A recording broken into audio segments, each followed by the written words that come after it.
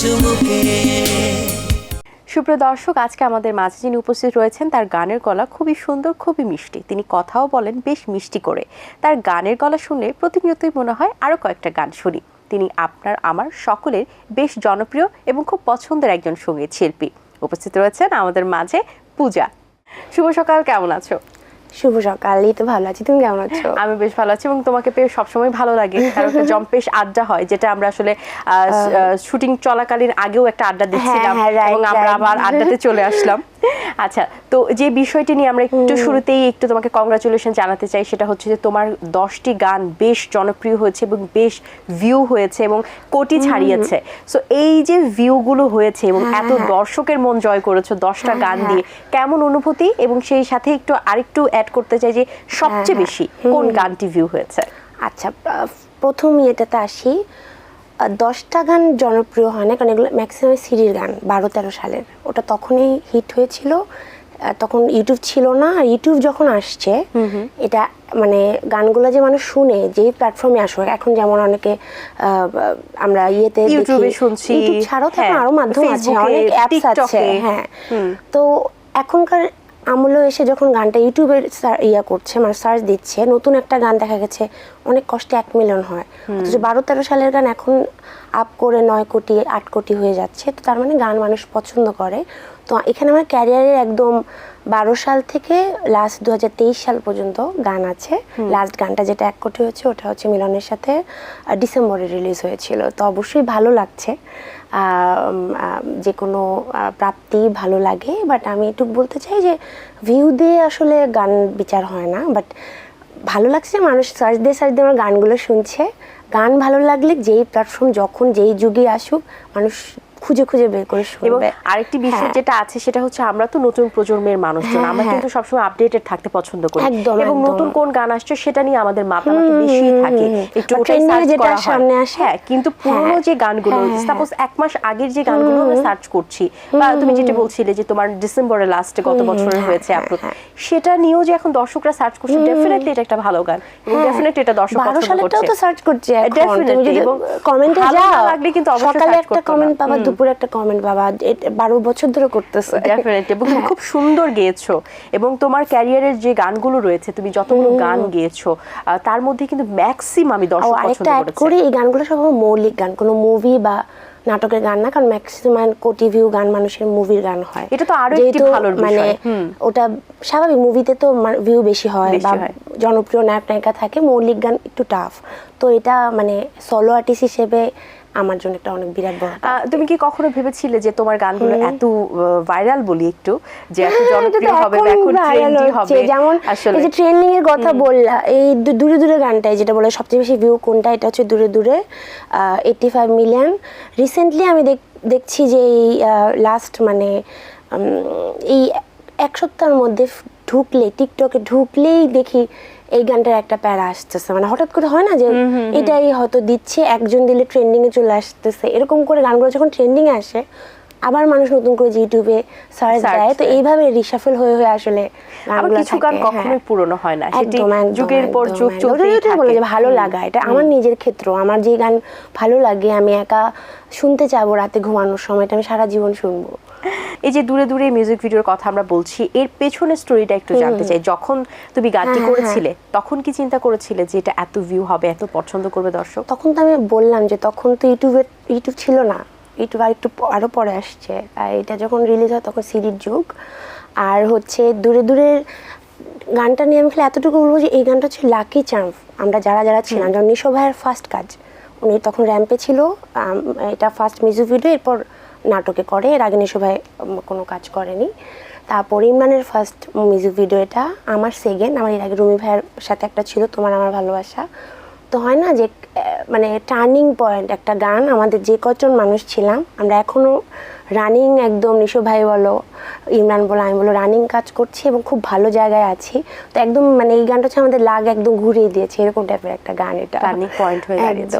আচ্ছা, তো পূজা, তোমার কাছে একটু জানতে চাই যে পূজা যে আসছে, পূজাকে নিয়ে আসলে পূজার কি ভাবনা এবং পূজা নিয়ে পূজার কি কি প্ল্যান থাকে?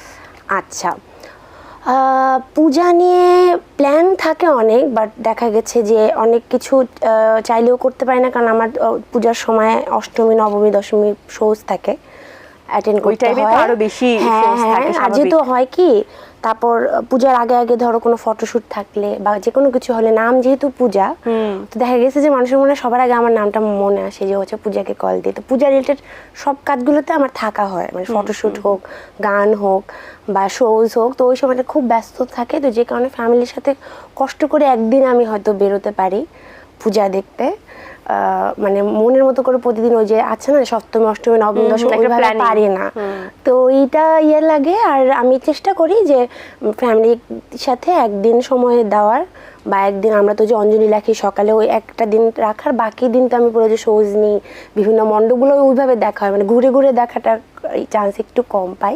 আচ্ছা, তো এই যে শোজ যখন থাকে, তো শো এর জন্য তো রেডি হওয়ার একটা বিষয় থাকে, যেহেতু তুমি জানছোই যে তোমার শো গুলো আসবে, একটা পুজো তুমি অ্যাটেন্ড না করতে পারলে আসবে না, অলরেডি বলা আছে আমাকে, বলাই থাকে পূজার নবমী দিনে ওখানে প্রোগ্রাম, অষ্টমী ড্রেস আপ নিয়ে কোনো প্ল্যানিং থাকে কিনা? এক ঢিলে দুই পাখি মারার মতো শো হচ্ছে, অবশ্যই থাকে, কারণ দুর্গাপূজার ব্যাপারটা কিন্তু দেখবা, দুর্গাপূজা সব একটু জাঁকজমক জামা পরতে বা বাঙালিয়ানা শাড়ি এই টাইপের বা অনেক গয়না এই টাইপের ড্রেস পরে, একটু পূজার সাজটা কিন্তু আলাদা। আমি যখন জানি যে আমার দুর্গাপূজার শোজ আছে, আমি না, যেই শিল্পী হোক বা কেউ যারা ঘুরতে যায়, ওদেরকে দেখলেও মনে হবে যে ওরা মনে হয় বিয়ে করতে আসছে, এরকম এত একদম, মানে পূজার সাজ কিন্তু আলাদা। যেমন যদি ঈদের প্রোগ্রাম হয়, তো ওটাও কিন্তু একটু আলাদা প্যাটার্ন, যে দেখা গেছে যে একটু মানে পাকিস্তানি স্টাইলের পরলাম, লাল সাদা পরতে হবে, বেনারসি একটু সুতি করে শাড়ি পরতে হবে, হ্যাঁ কুচি করে পরা যাবে না, বাঙালিয়ানা, ওইটা মাথায় থাকে, ওইটা মাথায় খুব ভালো লাগে সাজটা। আমার তো বলেছি আমি এখনই সেজে আসি একটু। আচ্ছা, তো তার মানে 5 দিন ব্যস্ততাও কাটে, আনন্দও কাটে, সব মিলিয়ে বেশ ভালোই কাটে তোমার। আচ্ছা পূজা, তোমার কণ্ঠে একটি গান শুনতে চাই, অনেকক্ষণ গান শোনা হয় না। আচ্ছা, আমার লাস্ট যে গানটা রিলিজ হয়েছিল ইমরানের সাথে, চোখে চোখে গানটার টাইটেল, ইমরানের মিউজিক অ্যারেঞ্জমেন্ট ছিল, পীযুষ দাসের লেখা ছিল, গানটি করছি। চলো বসা যাক দুজনে কোথাও মনের ঘর বানিয়ে, কথা বলা যাক তুমি আমি এতটা ভেবেছি জানি, কথা শোনা যাক মনে মনে, আর কি হবে সব লুকিয়ে, শুধু বলা যাক কোনো ভুল করিনি তোমার হৃদয় দিয়ে, জানি তুমি ছাড়া নিশাহারা আর আমার, হ্যাঁ দেশে হারা হয়ে গেছি তাই আবার, চোখে চোখে রাখবো তোমায় বলো না, মনে মনে আঁকবো তোমায় বলো না, কোনো দিনও ছেড়ে যাবে না। বাহ, চমৎকার, অসংখ্য ধন্যবাদ তোমাকে। Thank you. আচ্ছা, এবার একটু জানতে চাই যে তোমার রিসেন্টলি কাজ কি কি চলছে, যেহেতু আমরা খুব একটা ক্রিটিক্যাল সিচুয়েশন পার করছি বা করেছি, তো সেই জায়গা থেকে কাজের ইফেক্ট কেমন হয়েছে, এবং তার আগে কোনো কাজ হয়েছে কিনা, রিলিজের অপেক্ষা আছে কিনা? আচ্ছা হ্যাঁ, রিলিজের অপেক্ষা অনেকগুলো কাজ ছিল আমার, 3টা মুভির কাজ, যেমন নাকফুলের টাইটেল ট্র্যাকটা আমার করা, কর্পোরেটের 2টা গান, লাইফ ইজ বিউটিফুলের একটা গান, এগুলো সব মুভি, তারপর নাটকের কিছু গান। তো এই কাজগুলো এখন একটু মানে স্থগিত আছে বলবো, যে হয়তো এখন রিলিজ হতো, ওটা দেশের পরিস্থিতির জন্য একটু পরে রিলিজ হবে। বাট আমি এটুকু বলতে চাই যে এটার জন্য আমি মানে আনহ্যাপি না, কারণ সবার ভালোর জন্য যদি আমার কাজ একটু কয়দিন পরে আসে, আমি এটাতে হ্যাপি। আর যে কারণে আমি এই টাইমটাতে আমি চাচ্ছি যে আমার নিজের চ্যানেলটাকে নিয়ে একটু ওয়ার্ক করি, কারণ আমার ম্যাক্সিমাম কাজই হচ্ছে কোম্পানির গান। তো চ্যানেলের জন্য কিছু গান বানিয়ে রাখছি, যে ততদিনে আমি নিজের চ্যানেলে একটা করে গান মানে আস্তে আস্তে দিতে থাকি। খুব গুড আইডিয়া।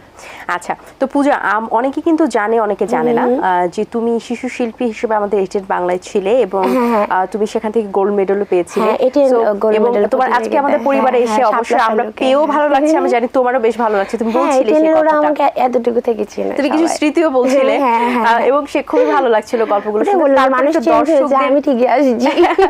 তারপর একটু দর্শকদের উদ্দেশ্যে এই স্মৃতিগুলো যদি একটু বলতে। দর্শকদের উদ্দেশ্যে এতটুকু মানে যারা আমাকে ছোটবেলা থেকে ফলো করে, অনেকেই আছে আমাকে কমেন্ট করে যে আপনাকে এটিএন বাংলায় ছোটবেলায় শাপলা শিলককে দেখেছি, নতুন করিতে দেখেছি। এই কমেন্টগুলো যখন আমি দেখি আমার মনে হয় যে মনে রেখে দিয়েছে যে আমি ওই পূজা, তার মানে তখন থেকে আমাকে ফলো করে। তো এটা খুবই ভালো লাগার ব্যাপার। তো আমি শাপলা শালকের স্মৃতি যদি আমি মনে করি, আমার মনে আছে যে তখন কাজলি আন্টির প্রোগ্রাম ছিল। তো ওই টাইমটাতে আমি একদম ফ্রক পরে আসতাম, আর আমি একদম ভদ্র ভালো বাচ্চা ছিলাম। এখনো আছো তুমি, এখনো ভদ্র, বাট কথা বলতে পারি। তখন কথাটা এমন ছিল, খালি গান করতাম তোতা পাখির মতো। যখন জিজ্ঞেস করতো তোমার নাম কি, মা জানে, মা জানে। গোল্ড মেডেল পাওয়ার পর যখন এবং পরপর 3 বছরের গোল্ড মেডেল একবারে দিয়েছিল, মানে তো ওই সময় যখন জিজ্ঞেস করছে অনুভূতি কি, মা যে বলে ও তো কথা একটু কম বলে, আমি বলে দিচ্ছি ওর হয়ে।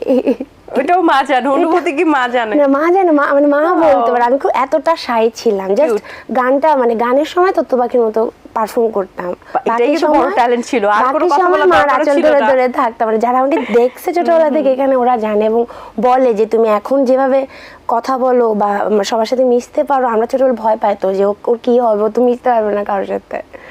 আচ্ছা, যেহেতু আজকে তুমি এটিএন বাংলায় এসেছো, তোমার যেহেতু কাজের চাপ বেড়েছে, কমই তোমাকে পাই, তো কি বলার আছে এটিএন বাংলা সম্পর্কে এবং এটিএন বাংলার পরিবারের এই সদস্য হিসেবে? এটিএন বাংলাকে আমি সবসময় এটার জন্য সাধুবাদ জানাই যে ওরা প্রথম থেকে একদম যখন শুরু, কারণ ওই সময় আমি যখন আসি মনে হয় 2টাই চ্যানেল ছিল, চ্যানেল আই আর এটিএন ডিজিটাল চ্যানেল বিটিভির পর। তো তখন থেকে এখন পর্যন্ত ওরা কিন্তু যেই সম্মানটা একটা সিনিয়র শিল্পীকে দিয়েছে, শিশু শিল্পী থেকে শুরু করে নতুন যারা আছে, মানে ট্যালেন্টের কদর করেছে। এমন না যে মানে কে পার্সিয়ালিটি, এই জিনিসটা আমি সবসময় মানে প্রায়োরিটি দিচ্ছি। এটা সবসময় আমি সাধুবাদ জানাই।